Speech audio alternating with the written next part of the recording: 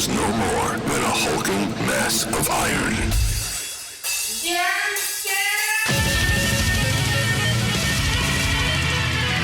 Deep in the bowels of an old power plant, a sinister plot is hatching. At last, the time has come to hatch my sinister plot. This level will activate the blackout generator and the world will be thrown into eternal night. Not so fast, darkness. What? It's Spider Doc! That's right, darkness, and I have some gadgets of my own. All right, and over here today we have Lich Brill as well, the darkness. I had a fucking bit, you 80s cartoon. Guess what? I did too. Here. I know you did. And you yelled your Skeletor better than I could do my subtle joke, you bastard. Ladies and gentlemen, welcome to DumpStat. That lovely intro was, of course, Doc the Fighter. Hey. And I am Lich Brill, and we are doing how to run a Lich. And I'm very excited about it because I happen to be a Lich. So that surprise. Whoa.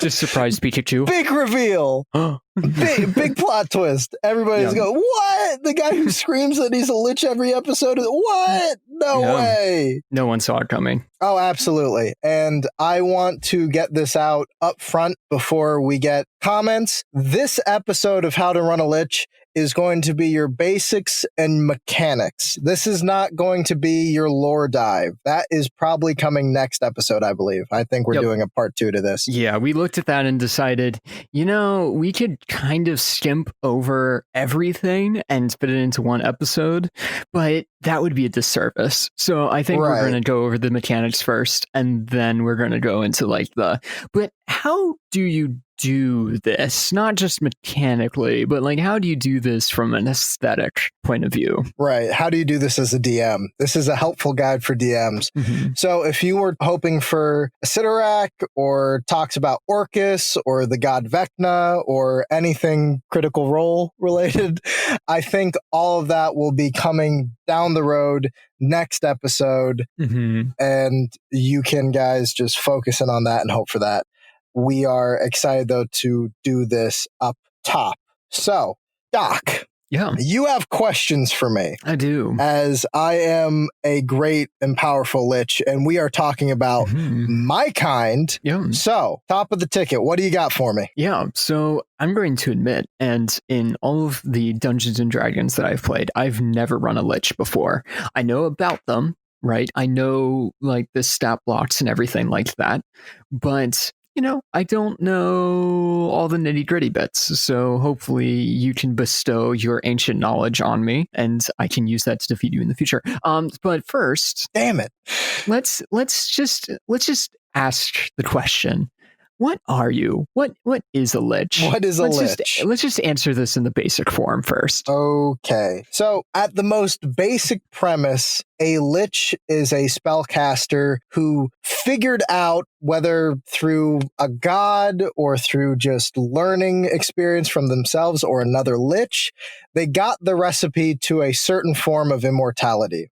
When a wizard or some form of spellcaster gets old in age, they start to think, or some of them start to think, well, I don't like dying. I don't want to die. I want to continue to cultivate magic items and secrets and become more powerful.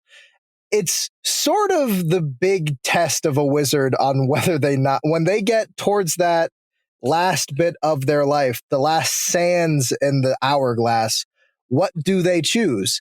And for some, it's to pass on very peacefully, but for a small few, those who not only have the willpower, but the tenacity and downright evil vileness are able to become a Lich. And that means approaching a Dark Lord, like I said, or possibly seeking out hidden secrets, because the recipe for lichdom is complicated. And it's something that you need to have a very strong drive for. Mm-hmm. Most do not.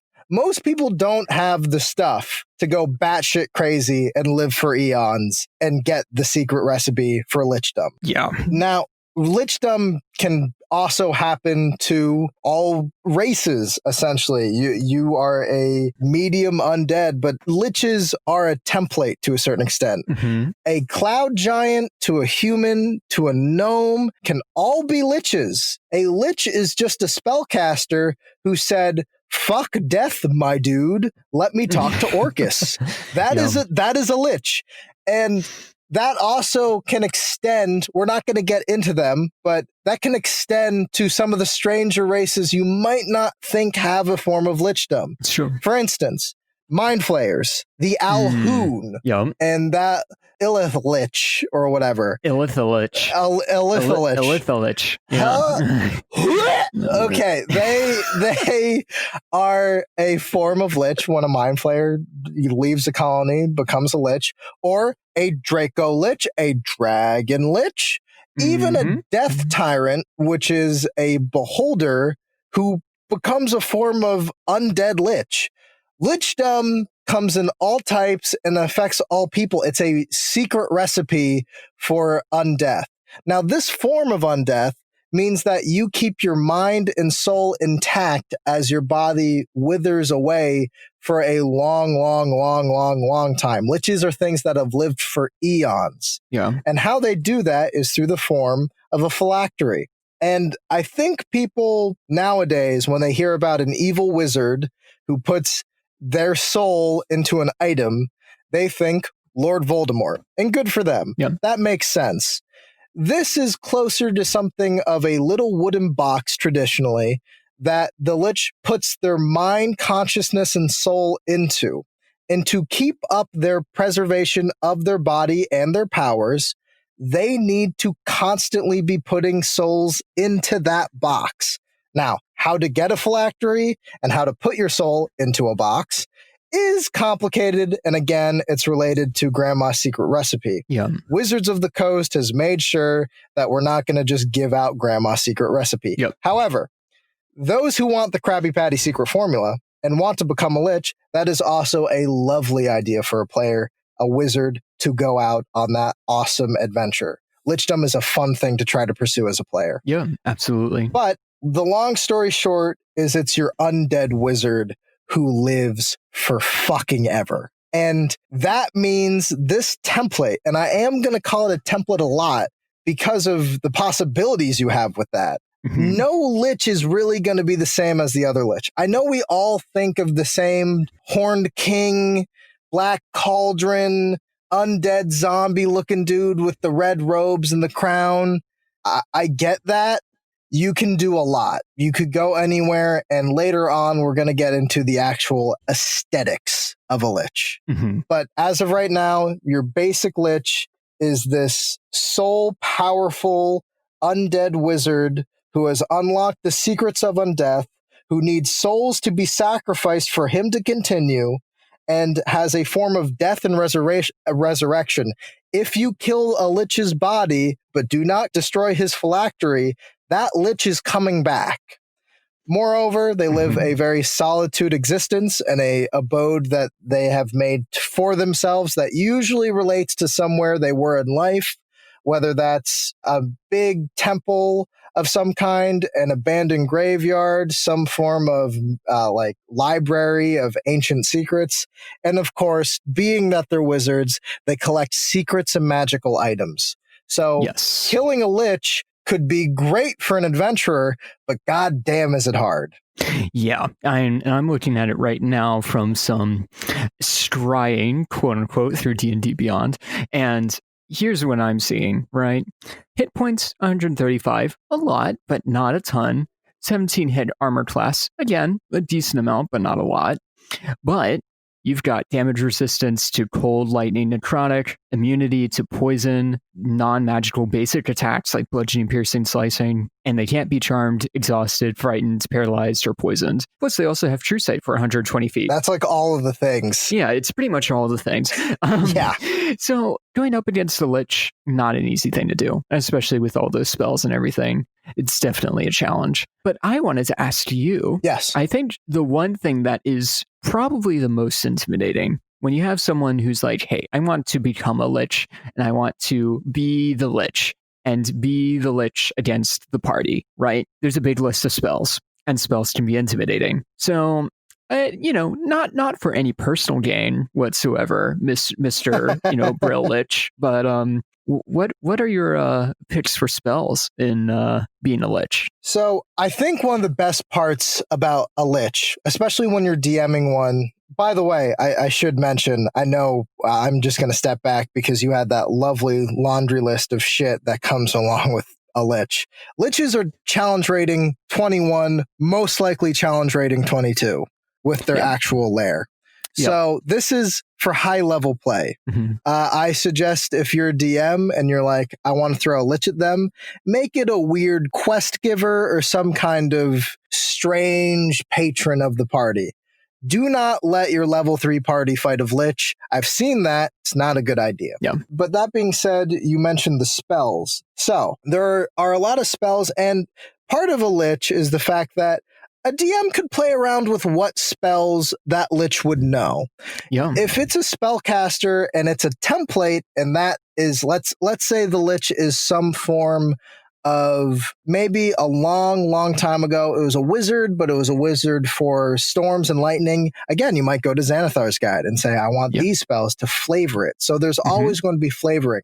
But if you're talking about your basic Lich, you first and foremost need to look at their most powerful basic weapon. Lich. Yeah, basic Lich. If you average, is sicker than you average. So if you're going to look at your basic, you're going to look at your 9 and 8th level spell. You get one of these for a spell slot, but it's a showstopper. Yep. These are the spells that I think will, if the party gets through the minions, gets through the lair, which we'll go into in a bit, they get through everything and they see the Lich. I see no reason why a Lich wouldn't do this immediately, which, first of all, is their 9th level spell, Power Word Kill. Yep. So Power Word Kill is exactly like it sounds. You point at something and it fucking dies. That's it. That is it.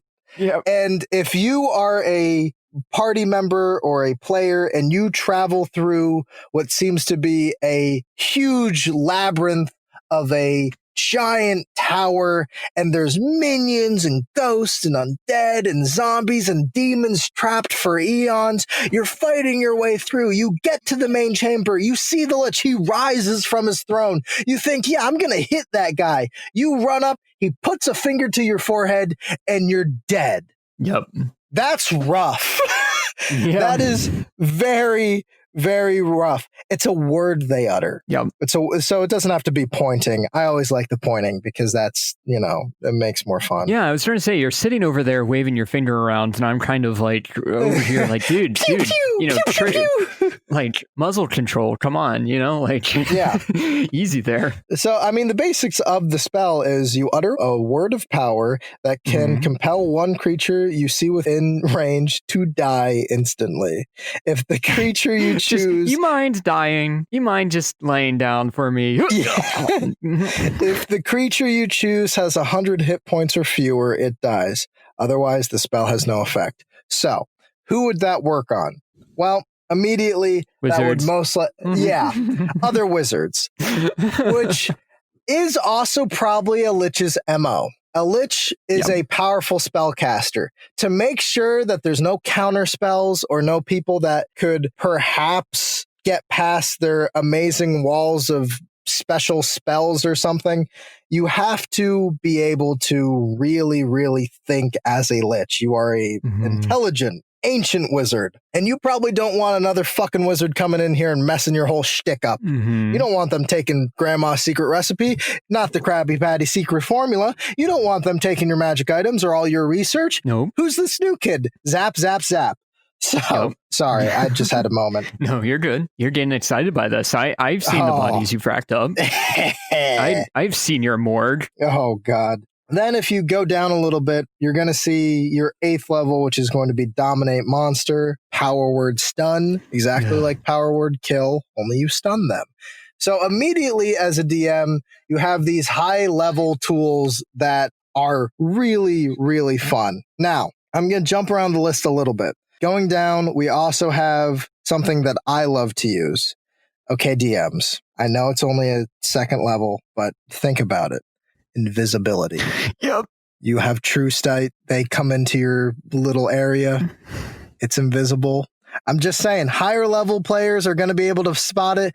But if you're like throwing a lich at them at like level 12, 13, 14, right? Little under for it. But let's say you still do it for some reason. A little bit of invisibility, like all demons, is going to work. Yeah. Yeah. It's not going to be kind. Well, I'm just thinking, like, if you have, I feel weird giving you ideas, man. Like, I don't want to do it, but at the same time, like, there's other people wanting to become liches, so I get it. That's true. And I'll be helpful, and it's keeping me alive longer to be helpful to you, so I get it. That's true. If you cast invisibility at higher level, you get to add creatures that are invisible. Oh, yes. So let's say a lich has, I don't know, 4 death knights. And so you cast invisibility at 7th level. So that lich and those 4 death knights just disappear. And then you say roll initiative. Yeah. That's a scary thing to have happen. Please don't do that to me. Are you scared? It's good. I've swapped out 2 pairs of pants already, man. I am terrified. And I do want to mention, if you are attacking, if you use any of your attack spells or a save, you are the pinnacle of magic, okay? Mm-hmm. If you're running a lich, this is the pinnacle of magic. So that means your spell casting ability, the Lich is an 18th level spellcaster. Its spell casting ability is intelligence, spell save DC 20, plus 12 to hit with spell attacks. That's rough, buddy. Yeah. And those are just, by the way, the lists we're mentioning right now are just what they suggest that the wizard prepared. Yeah, you can make it harder.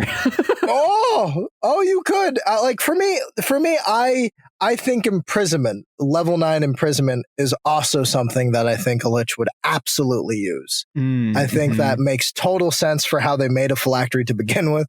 I think it just makes sense as a awesome, cool, powerful spell for them to use. And of course, what's to say they don't have spell scrolls lying around? What do you mean I can only cast 1 power word kill? What if I got another one? Like, I've had eons to prep for you, my dude. Get scared.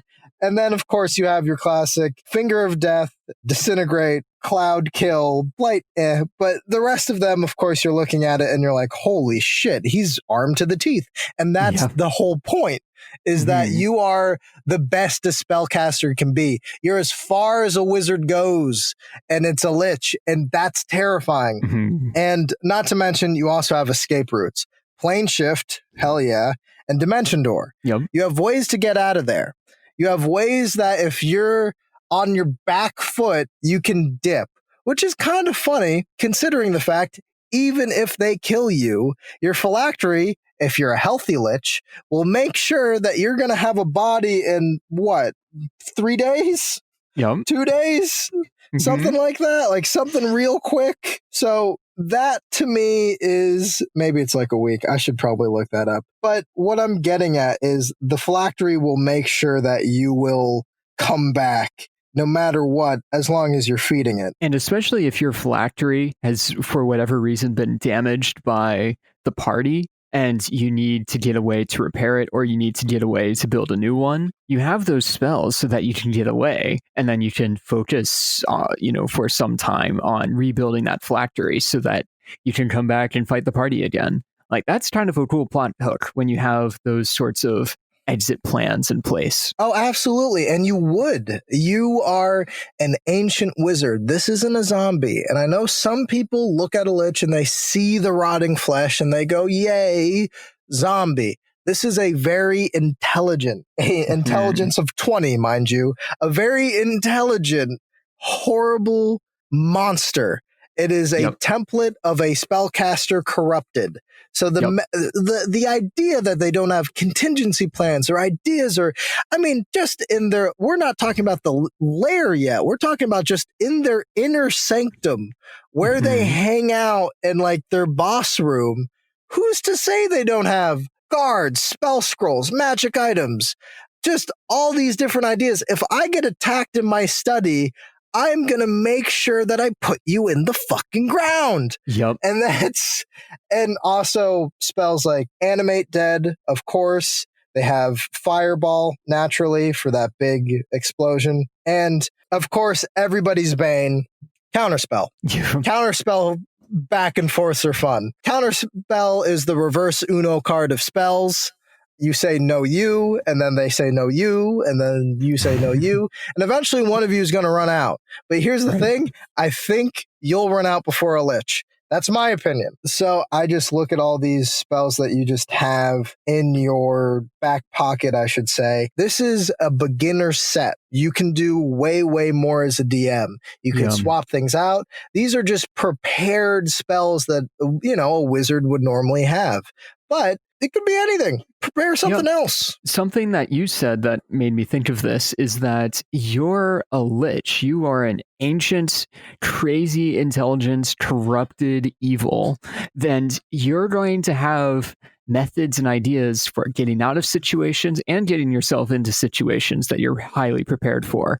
It's a great opportunity as a DM if you say, hey, it'd be cool if I could do this. Well, a Lich could probably do that with enough time and planning and resources. So, you know what? There's nothing stopping you from saying, hey, I'm going to make a 10th level spell that can crash planets together.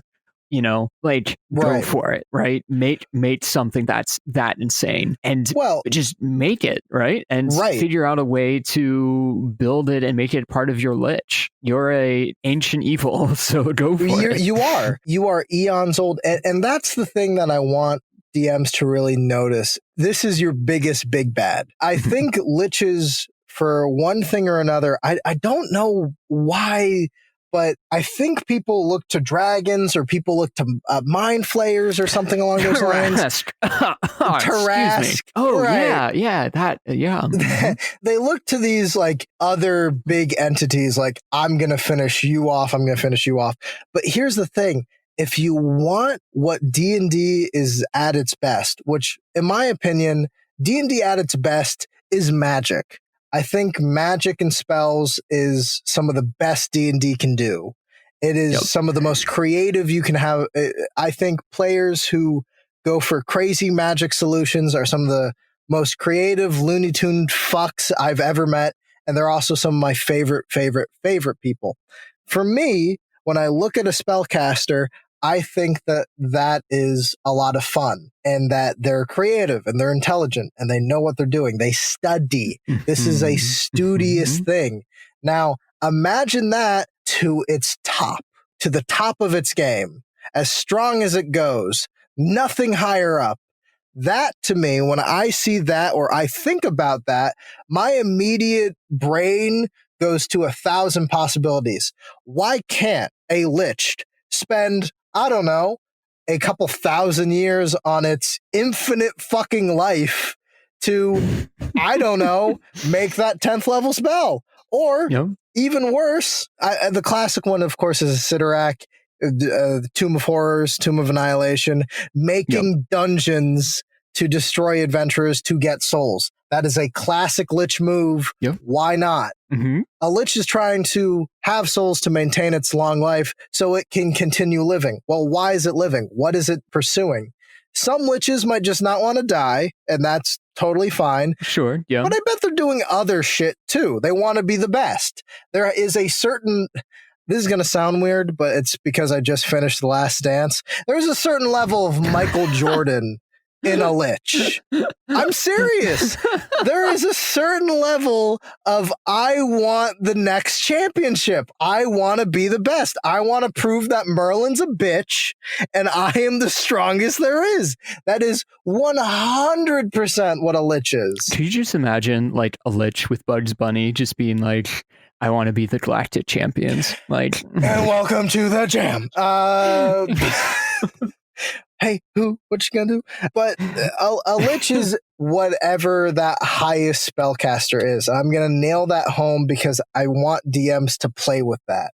You should also probably spend a lot of time planning a Lich's Lair for the players. You should plan what kind of entrance there is, the minions, everything around it, what kind of horde they have, what have they been doing for eons. And that's why the challenge rating is a bit of a misnomer. I don't think a Lich is ever not going to be in its lair. I don't know when a Lich goes outside. It doesn't really happen. Yeah. They send people out. They've got things to do. They like their house. They're quite homebodies. They're isolated. So when they're like, it's challenge rating 21, I'm like, it's challenge rating 22. Calm down. Yep. It's not 21. Yep. It's not hanging out anywhere. So speaking of lairs, yes, maybe that's what we should go into next. I'm absolutely.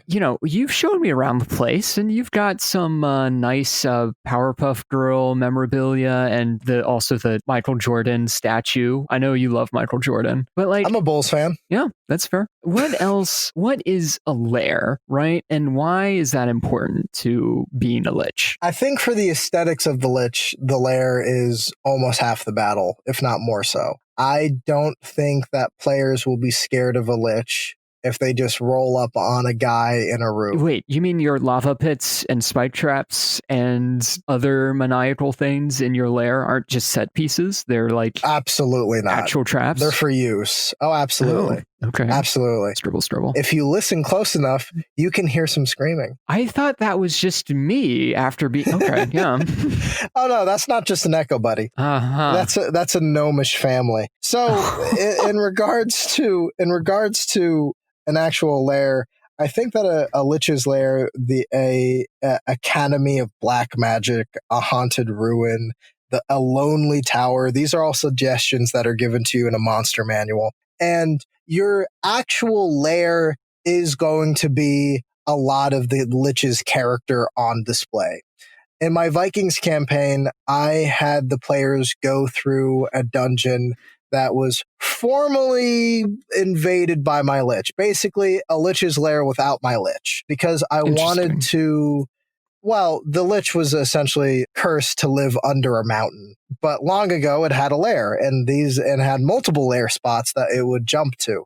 Because I don't like the idea of a Lich just never really ever being a sitting duck, a sitting duck, or having no plan. He's got to have his timeshare, man. Absolutely. It's got to have a vacation. Absolutely.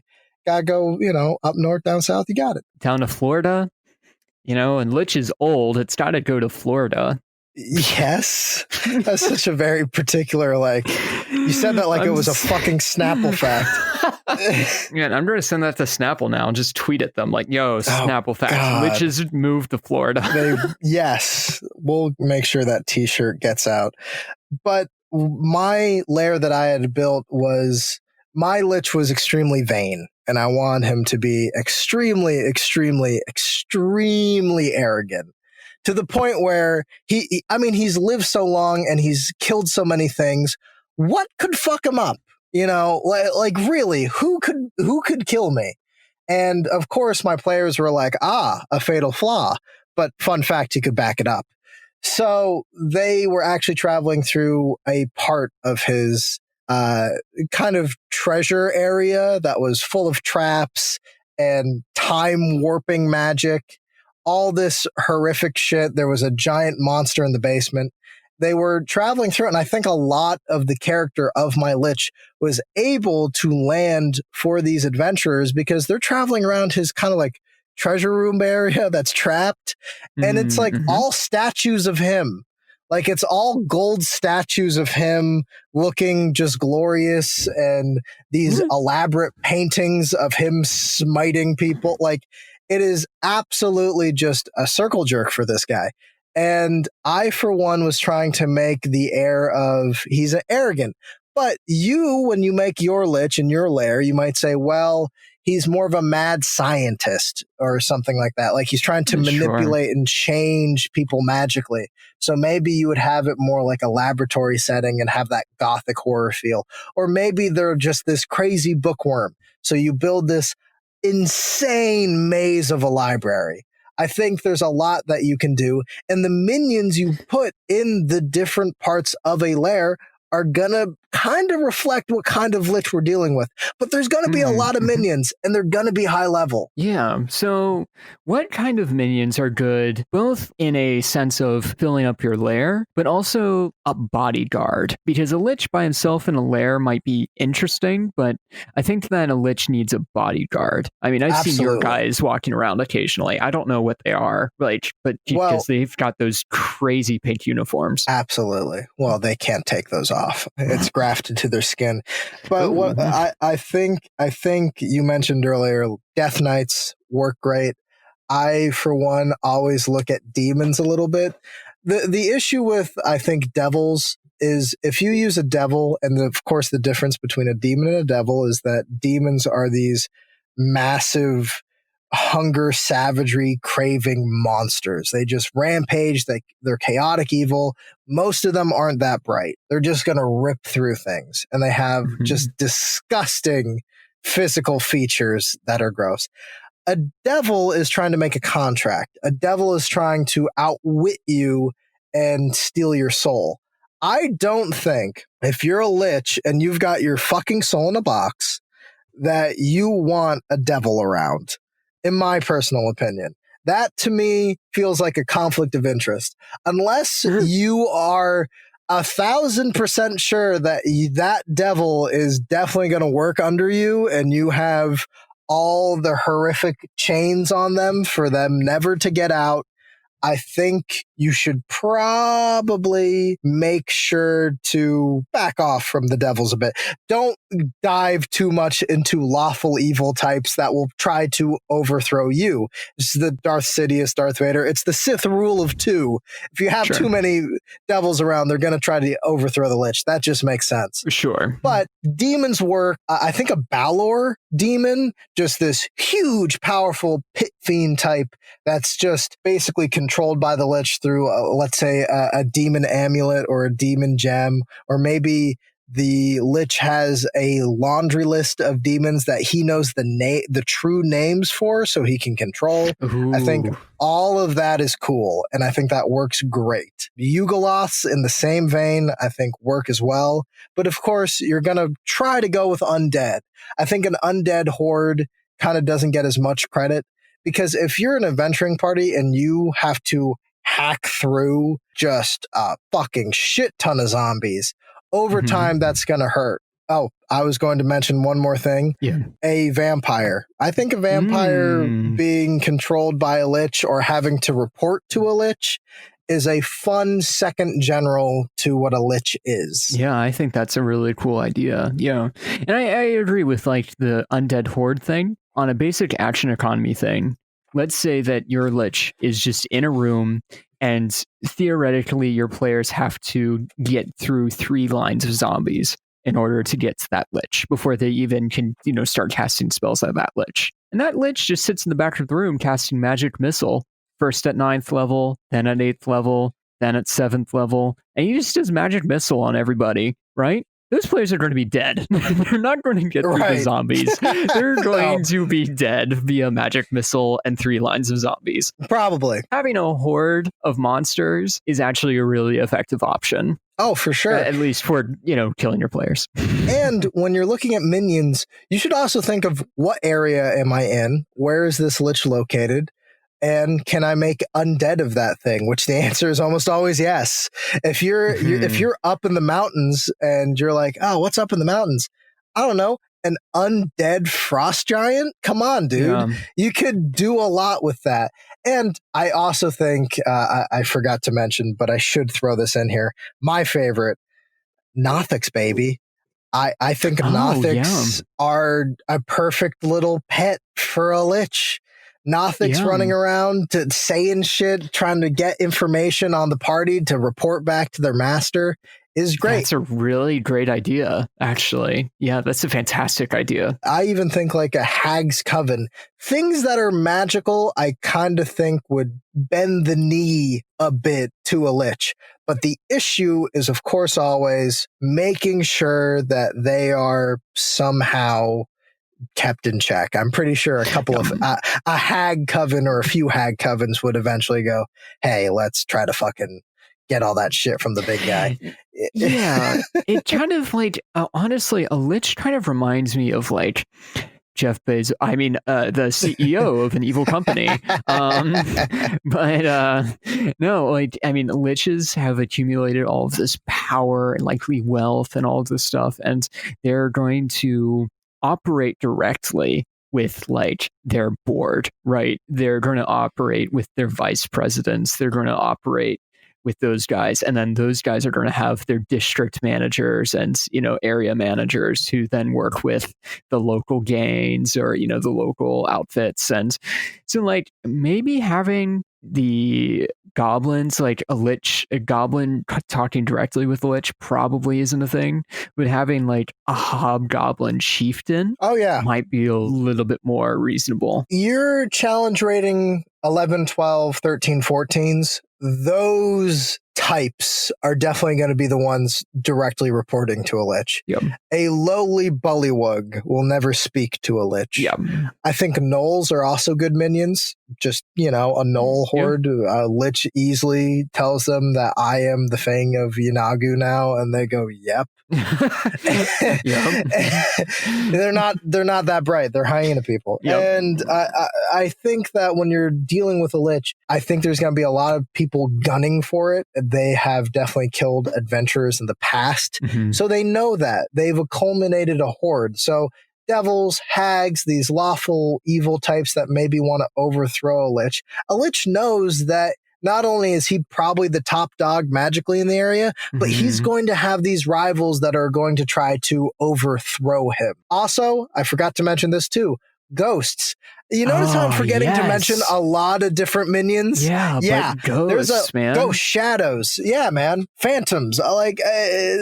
There's a ton. Yeah. There's a ton. You just get into that final fight and then just shadows come out of the wall. Just like 10 of them. And it's just, yeah, that'd be insane to fight. Well, we're talking about minions right now, but let's switch gears just for a moment. And by the way, in regards to the minions, what I think we're trying to say is there's a lot of fucking options. Yeah. It's a big valley to walk across. Mm-hmm. But in regards to the actual lair itself, traps. Yep. Liches do traps. Mm-hmm. They're doing tons of crazy traps, from just your classic knife in the floor that shoots up and hits you in the foot like a dick. Like as you're just walking through, to a sphere of annihilation dropping from the ceiling. Yep. These are wizards who are paranoid of death. I'd argue they probably have thought more than a beholder has about dying, particularly, because a lich doesn't sleep. That's the big difference that I always think is funny. They're like, well, a beholder knows every possible situation, so he plans. I'm like, but he falls asleep, doesn't he? A lich don't fucking sleep, bro. A lich is just fucking there planning. Just planning. I want to plan. I got shit to do. It has eons to figure things out to make sure that it will never fucking die. So that means traps in the floor, flames coming out the side, whatever you can think of. Yeah. And it's kind of going back to it where, like, I know traps are kind of a hard thing to think of, and you can get resources on DM's Guild and Drive Through RPG where people have just made compendiums of tons of traps. But I mean, liches are kind of fun in that you can just be like, what if, and whatever you say after that, it can happen. Like, what if you step on this tile and it summons a Balrog? Yep, you could probably do that. What if you do this and then 1,000 knives just shoot out from the walls? Yeah, you could probably do that. I want to say, are we going to move on to lair actions? Because I think we should mention those. I was going to say, we're starting to run a little close on time, so I think we should discuss lair actions. And then I want to talk about your game plan. Like, when you have, like last time when, my party, rest their souls, came in and fought you, like, what was your plan to dealing with us when we came in? And I think that would help other liches that are out there. Absolutely. So just quick on the lair actions, there's only really two that I really want to talk about. I mean, actually I should talk about all three. So one is just your classic, you roll a d8 and regain the spell slot that is that level or lower. So that could absolutely be a first level Thunder Wave, which doesn't seem that great, especially in higher level play. or that could be something like that could be a dominate monster. Yep. That one Lair action alone could definitely turn the tides of a battle. If they get a globe of invulnerability or something along those lines, especially if you think, man, we got him. We killed all his fucking spell scrolls where he's on his deathbed and he uses a Lair action, that can be rough. Luckily, it doesn't go up to 9, so don't worry about power word, kill, or imprisonment.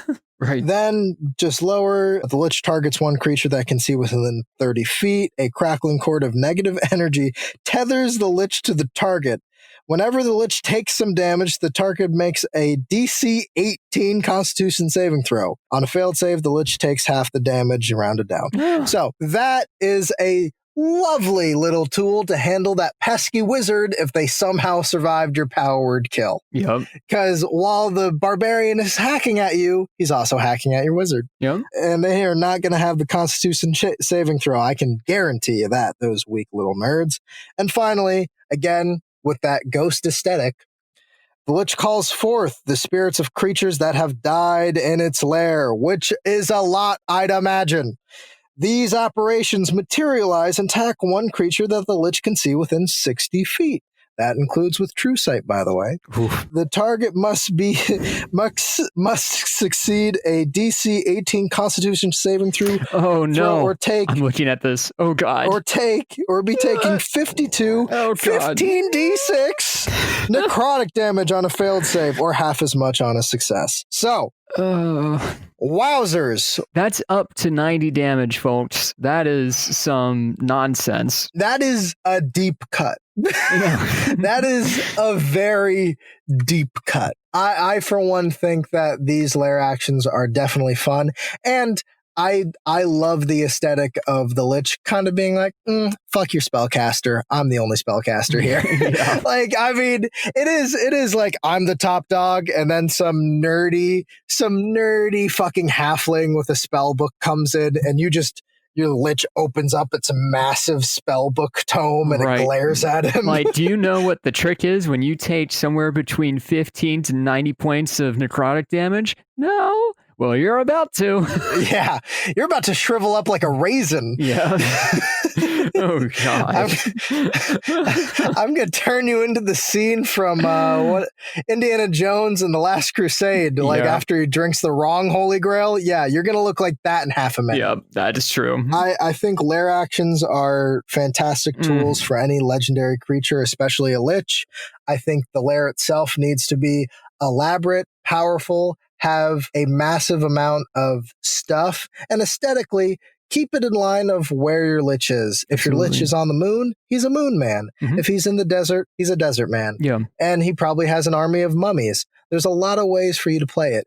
Now, something that I did, I know you mentioned about what I have done as a Lich. Yeah, and real quick, I did want to just note that on top of everything else, looking through D&D Beyond, you have the Illitha Lich, you have Liches that can fly, you have Liches that have extra spells and different legendary actions and things like that. Again, I know we said it twice before, but I'm going to say it again. Do what you think is going to be fun with a Lich, because there's a lot that you could do with them. And Liches kind of come from everywhere. So they're going to have a lot of different spells and abilities and things like that. So, hey, you fancy eating a brain every once in a while? Throw a Litha Lich out there. You think that brain-eating Lich should also be flying? Go for it, man. Add it, book it, make it fun. So, anyways, now back to our scheduled hearing. What is your game plan when it comes to dealing with people like me when we storm in screaming for loot and blood? Oh, well, loot and blood is always the greatest cry for any adventurer. I think that's like the vast majority of adventurers. It's like, do we want to kill that dragon? Loot and blood, baby. Yeah. Woo! Like, they just dive into a giant clusterfuck. Yep. For me personally, I think one of my favorite things is you do the Lonely Tower where they have to travel up this castle. And maybe it's the Asidarak in my gameplay, but I want to make sure that there are a ton, and I mean a ton of traps that range the gamut of a lot of plane shifting ability. I think like just throwing people across the cosmos would probably be a lot of fun for liches, and it's not that hard to do, especially when you're that high level. Right. So I think traps, and then I think a lot of classic zombies, mummies kind of falling from the ceiling, maybe the little hand crawlers, maybe a corrupted celestial here and there, maybe like whoever the Planeslayer angel is, and have one just fucking trapped that is corrupted in the mind. And eventually, when they get up, however bloodied they are, which they should be very bloodied after going down multiple wrong ends and into traps and the wrong rooms, they finally get to the Lich's study. I like giving them studies, or kind of a throne room, depending on how extravagant they are. And from there, the Lich assesses the situation. It definitely will have a magic item or magic items on hand. It will definitely have spell scrolls on hand. It will make sure that it won't be depleted. And I want to say its phylactery, wherever I decide to put it, is going to be close, but maybe not in the same room. Okay. I know there's that kind of debate on where do you put it. Like, do you put a phylactery like on the moon? Do you put it like far away? Do you put it close to you? I think both and no. I think I think there is an argument for both ways. I think there's an argument for the Lich that goes, I'm going to put my fucking phylactery far the fuck away because that makes the most sense, because I don't want someone killing me and blah, blah, blah. But if you are a Lich and your phylactery and your body gets destroyed, you will manifest wherever the phylactery is. Right. So you can't just put it in the ground 1,000 feet of concrete. It's going to, that little box is going to need to be protected. And I think to a lot of liches, well, who's better at protecting their own soul but me, this fucking badass? I think a lot of liches are going to have that. If I am going to give an idea for people, this was something that I saw done very, very briefly, but briefly as in it killed us. But I really liked it. I had one friend of mine who ran a Lich, and he ran a Lich that was a cloud giant. Cloud giants are already natural spellcasters, so it's already large and intimidating. He had a twisted play on the classic Jack and the Beanstalk. We climbed up a giant fucking thorn branch into a storm cloud, so it's already the corrupt version of that classic fairy tale. And we had to go to this massive castle library that moved across the sky. He had a moving lair. Really cool. Now, why did this Lich have a moving lair, besides the fact that he was a cloud giant? He was trying to overthrow Orcus. That was his big shtick. He wanted the Wand of Orcus. Now, how do you do that? Well, he wanted to find the different liches who, whether they made their pact with Orcus or warlocks of Orcus, and he would fight them particularly, or overthrow them, or manipulate them, or what have you. So what ended up happening, this Lich eventually got the phylacteries of 7 other liches. And he made sure to starve those phylacteries of souls, making 7 demi-liches who essentially all bent the knee to him. Man. A demi-lich is a Lich that does not have enough souls, and their body basically destroys, and all that's left is essentially the skull. Now, if the skull ever gets souls again, it can become a Lich again. But the whole premise was, I got your phylacteries. Now you are going to work with me to overthrow Orcus and get his wand. I want to be the ultimate. And let me tell you, that high-level campaign was awesome and a little short-lived at the end, if I'm going to be completely honest. Yeah, we were pretty high up there. And yeah, wow. Epic levels, man. You got smit. It's fucking hard. You got smit. Yeah, we got smit. Yeah. We got smit. We had bad rolls that night. That was half of it. Yeah. And by the way, demi-liches are level or CR 18. And that's out of their lair. In their lair, they're 20. Right. So they're still freaking really powerful. Yeah. No, even when they're starved, even when they're completely and utterly just a skull that's floating around. I mean, a Sidorak, I want to say, originally in the storyline, had left his body to travel the cosmos, and he wanted to be a demi-lich or something along those lines. He wanted his body to deteriorate and then float around the cosmos, and his consciousness or something strange like that. Mhm. Which, by the way, I know that joke has been made a million times, but that sounds like dying with extra steps, Asidorak. The whole premise is you're not supposed to fucking die. Right. Just saying. But I, for one, think that there is an awesome way to play a Lich, and that DM had a really, really creative spin on what a Lich can be. So despite the fact that we were killed and we were rolling poorly and we were of epic levels, I still was, and the rest of the party was still in love with the concept, to the point where we straight up were just like, actually, we're going to get the Wand of Orcus, and then we're going to show up and fuck you up with it. What's up now, bro? Right. Which sounds like a bad idea now that I say it. We're basically bringing him what he wants. Well, that's why you're a Lich now, right? So that you can get the Wand of Orcus and show him who's boss, right? You see, I would, but I already have the Book of Vile Darkness, so I'm good on my whole trade. artifact hunting list. I don't know if I want to trade. The book is awesome. Well, who says that I don't already have the Wand of Orcus? If you're talking about that glow stick you're waving around, I'm pretty sure we're good. I mean, you don't know if this glow stick is just a reskinned version of the Wand of Orcus. You're really stretching this.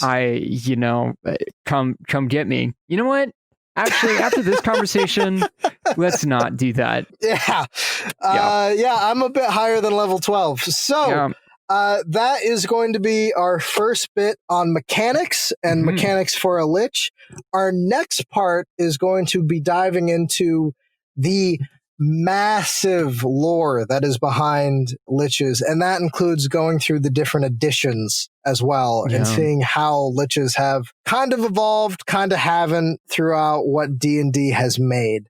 I also want to ask our listeners, and we'll definitely put up a poll later on, what how to run episode would you like next? I think the one that I immediately think of is how to run a genie, how to run Jinn. I think that would be a lot of fun. But you guys, let us know. We also will have another clerics episode coming up shortly. And our minion madness will continue with most likely zombies, kobolds, gnomes, one of them. Gnome minions, they're gnomes. So there's a lot of different places that we can go with this, and we're very excited. Absolutely. Check us out on Facebook, Twitter, Instagram, all that good shit. Doc, of course, thank you for sitting down with me. Yeah. Holy God, I can't speak. You're welcome. My jawbone has fallen off. You know what? Maybe you should go rest, and I can poke around your lair a little bit and get a better idea of what it's like. Alrighty. Maybe find out where those streams are coming from. You'll never find them. They'll never be safe. We'll see All about right. that. Have a good night, guys. All right. See ya.